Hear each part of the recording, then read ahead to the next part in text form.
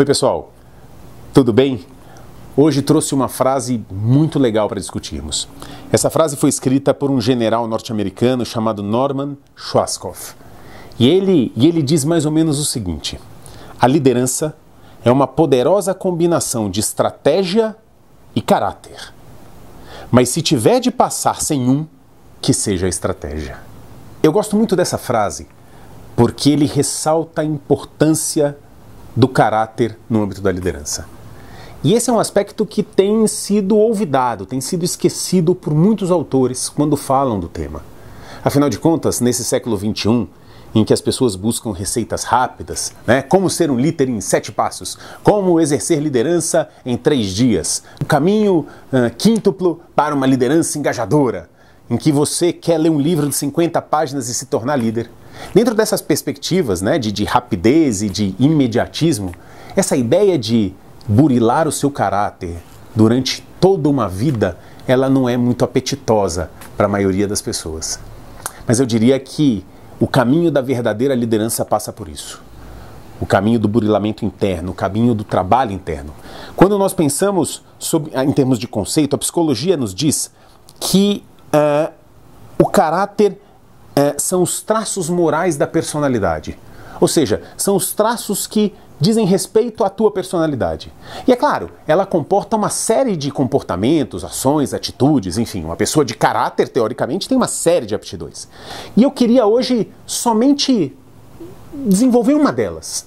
Porque, recentemente, o MIT fez uma pesquisa global com trabalhadores do mundo inteiro e fez para eles uma pergunta muito legal. Eles fizeram a seguinte pergunta: olha, se você tivesse de eleger o traço mais importante em alguém para que você o considere um líder, qual seria?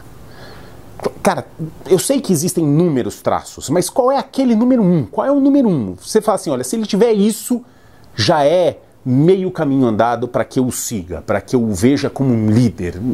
Qual seria esse traço? E eu pergunto para você antes de eu trazer a resposta, qual você diria que é? Qual é aquele traço que você reputa como mais importante para que você veja alguém não como chefe, mas como líder? Meus amigos, essa pesquisa, repito, global, chegou à seguinte conclusão: o traço número 1 desejado pelos colaboradores, pelos trabalhadores no mundo inteiro que seu líder tenha é o da coerência. Coerência, é um traço de caráter fundamental. E coerência é a habilidade que um líder tem de colocar em nível de igualdade aquilo que ele fala com aquilo que ele faz. Quando alguém fala o que faz, disse que ele é coerente. Lá do outro, incoerência é aquela pessoa que reza algo, que fala algo, mas faz outra coisa completamente distinta. É alguém que perante a sua equipe exorta um determinado comportamento, mas que na hora dele próprio agir, ele age de forma distinta. Meus amigos, nada tira tanto a legitimidade de um líder como a falta de coerência. Você certamente já viu isso. Você encontra uma pessoa que tem um discurso e na hora de agir, age completamente distinto daquilo que falou. E eu tenho certeza como você começou a enxergar diferente aquela pessoa por conta disso. Então, o que eu queria dizer para vocês hoje é que o trabalho da liderança passa pelo trabalho interno. E que dentro desses traços que envolvem o nosso caráter, o da coerência é um dos mais importantes.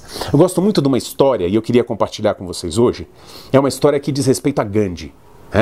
Gandhi já era considerado o Mahatma, o salvador da Índia, e era acompanhado por um jornalista inglês que posteriormente se tornou inclusive o seu biógrafo oficial.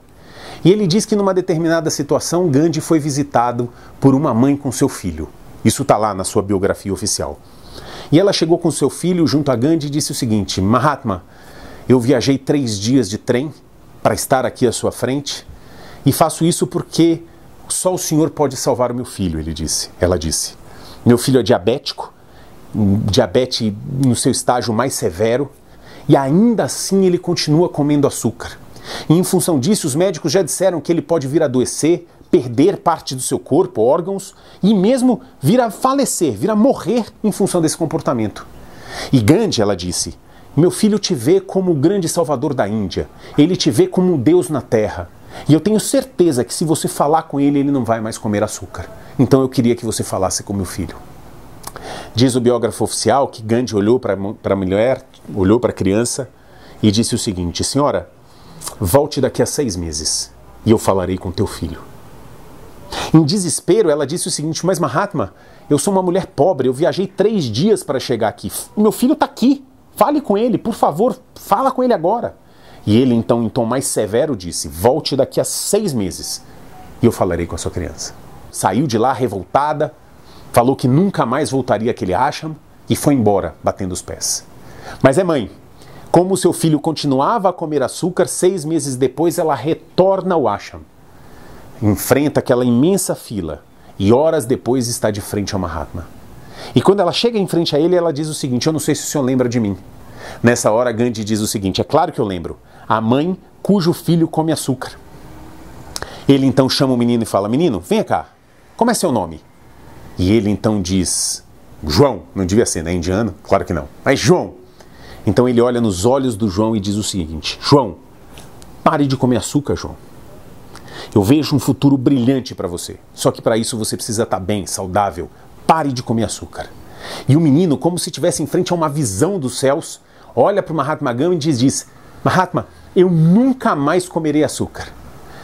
Naquele momento, a mãe, num misto de felicidade e emoção, mas também de raiva, olha para Gandhi e diz o seguinte: Mahatma, eu estava aqui há 6 meses com meu filho, disse que era pobre, que não tinha como retornar, pedi para o senhor falar com ele, e o senhor não falou. E agora o senhor fala isso para ele não comer mais doces? Por que o senhor não falou à época? Eis que ele então olha para ela e diz o seguinte: é que há 6 meses atrás eu comia doce e não conseguia parar. E depois daquela conversa que tivemos, eu nunca mais coloquei açúcar na boca. Tem 6 meses que eu não coloco açúcar na boca. E portanto hoje eu tenho legitimidade para olhar nos olhos do seu filho e pedir para ele não comer mais açúcar. Meus amigos, se isso não é coerência em altíssimo nível, eu não sei o que é mais. Emerson, um autor americano do século XIX, costumava dizer o seguinte: me desculpa se eu não consigo ouvir uma só palavra do que você está dizendo, mas é que as tuas atitudes falam tão alto aos meus ouvidos que a única coisa que consigo ouvir são os teus atos. Portanto, meus amigos, a liderança passa pela coerência, passa pelo caráter, e esse é o caminho que nós escolhemos seguir. Um grande abraço para você e até a próxima.